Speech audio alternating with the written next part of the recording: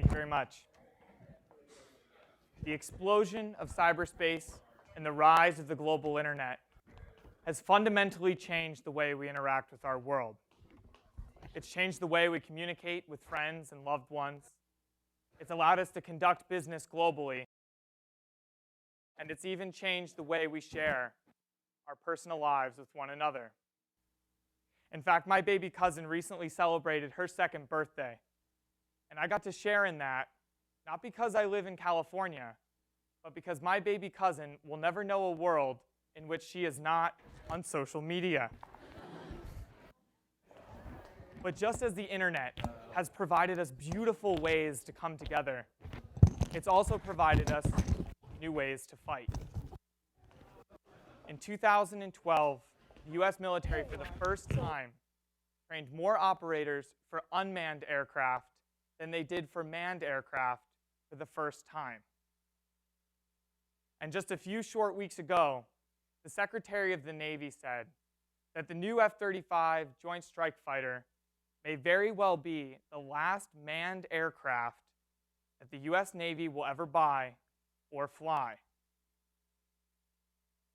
These observations are illustrative of the fact that technology is changing warfare. Technology has been removing man from the physical battle space throughout history, and this trend is only increasing.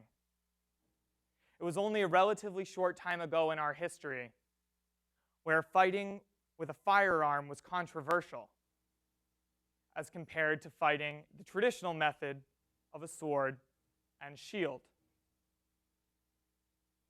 Fast forward to today, and we have remotely operated machines that are finding a home doing the dull, the dirty, and the dangerous missions in the air, on the land, and out at sea.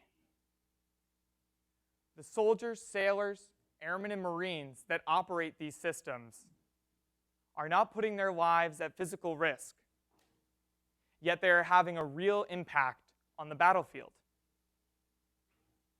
This is contrary to what the DNA of the military has been for hundreds, if not thousands of years. The traditional notion of what set a soldier apart from other professionals is that he put himself in the line of fire to accomplish his mission. But now we're seeing that that is less and less the case. And this has led me to a conclusion that personal physical risk may not be inherent to completing the military's mission. And by extension, it's not inherent to warfare. The domains of air, land, and sea have been dominated by kinetic force. But the new domain, the cyber domain, is one in which we exert exclusively non-physical force to see both non-physical outcomes and physical outcomes. An example of a non-physical outcome is one that we saw in 2013, where the computer virus DarkSoul nearly crippled the South Korean financial system. And an example of a physical impact is like the Stuxnet virus that in 2010 caused the physical disruption of Iranian nuclear centrifuges. So where does this leave us today?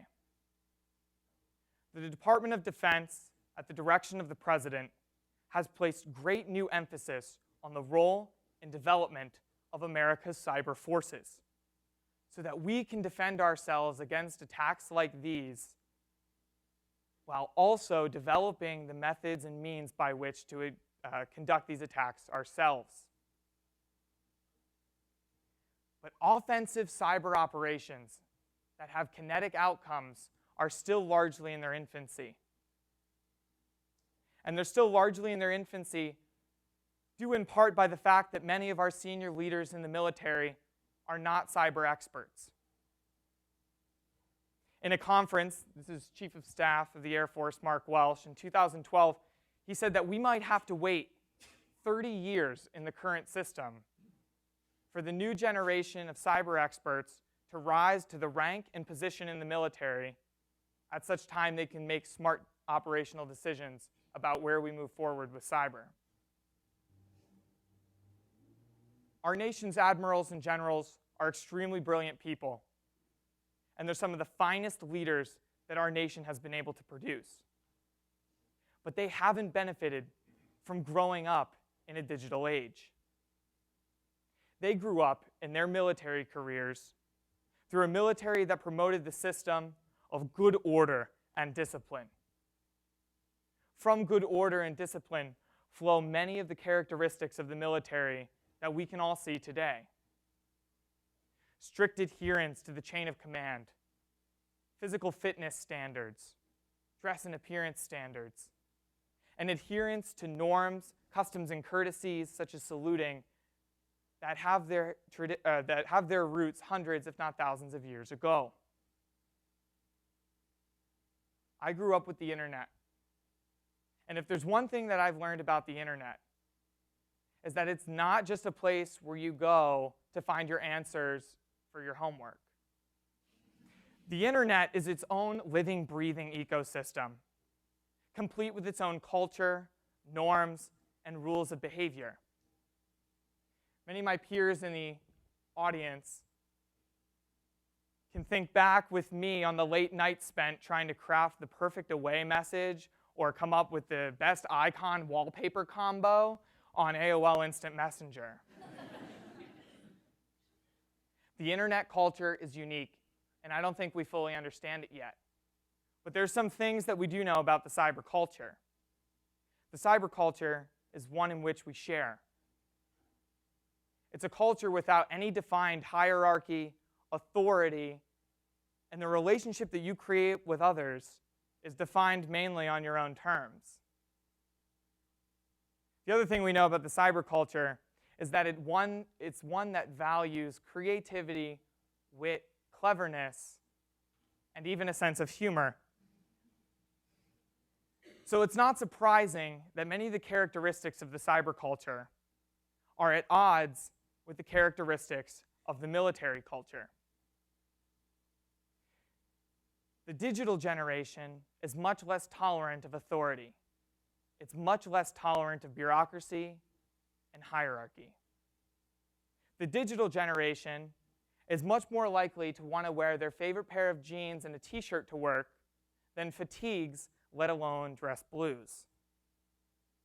The digital generation is one that would be much more likely to want to work in an office in Silicon Valley than in Langley, Virginia.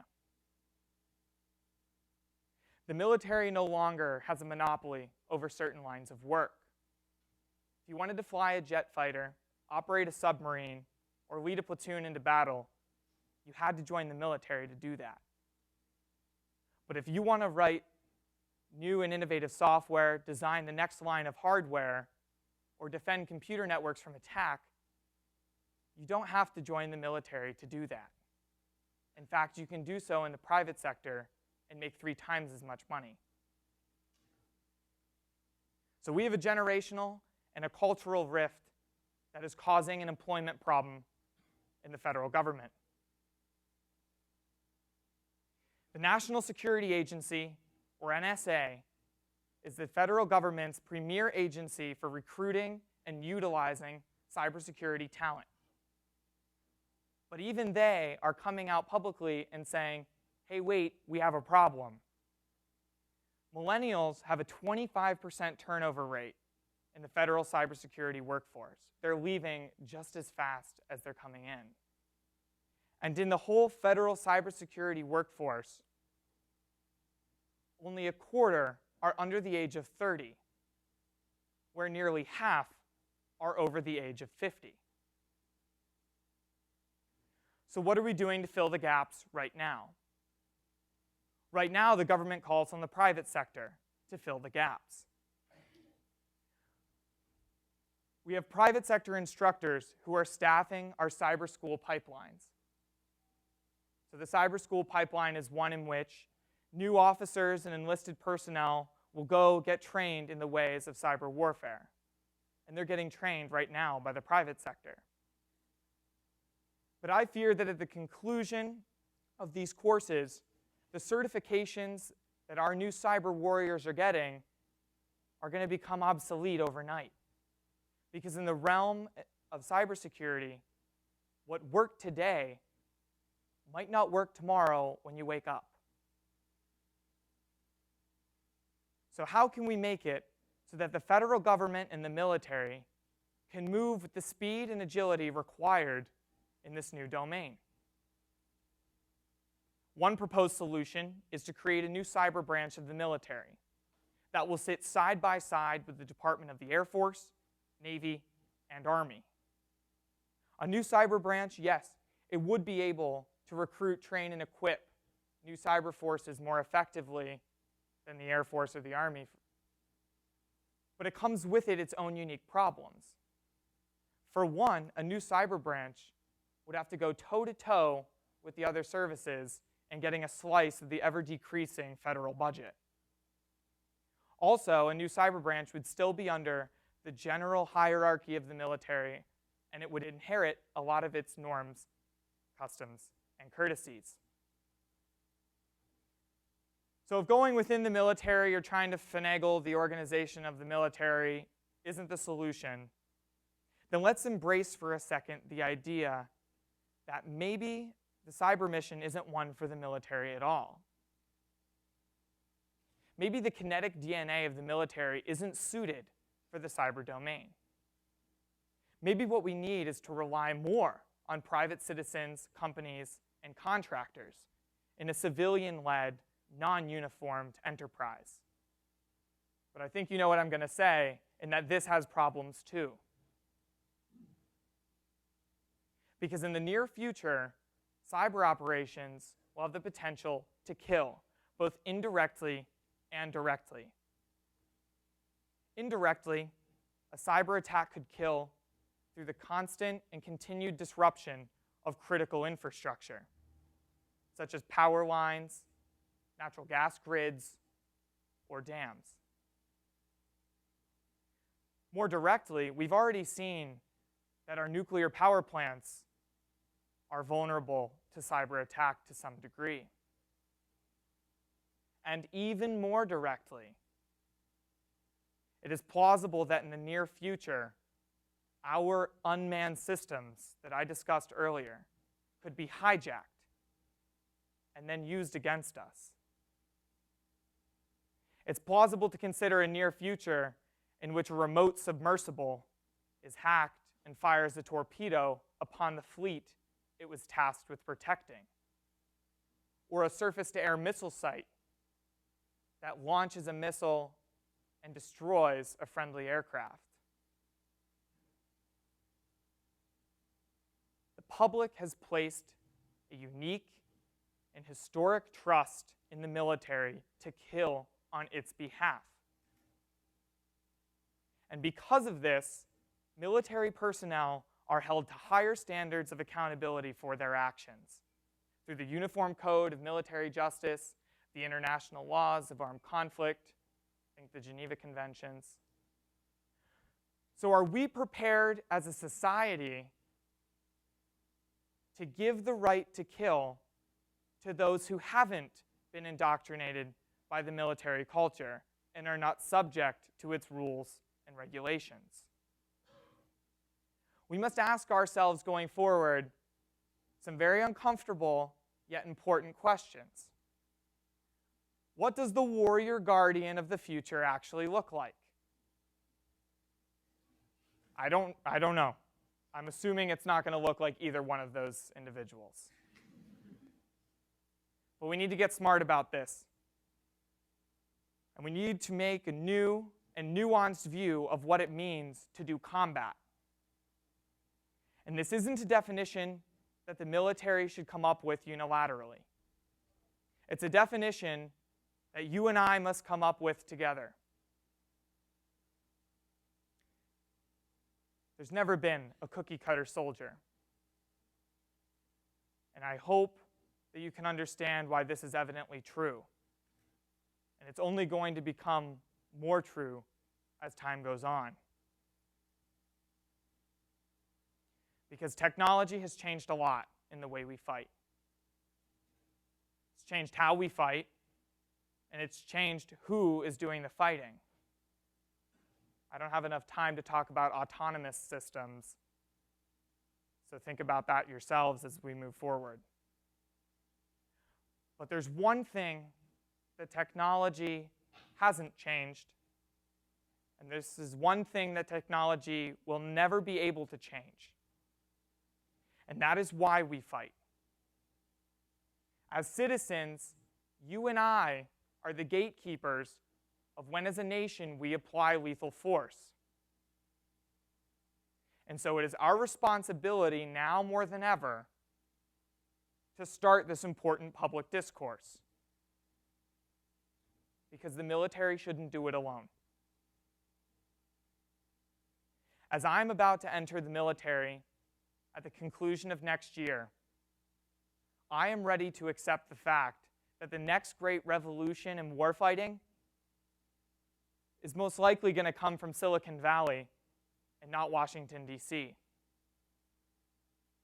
We need to build these public partnerships now so that we can stand next to our defense institutions and not against them.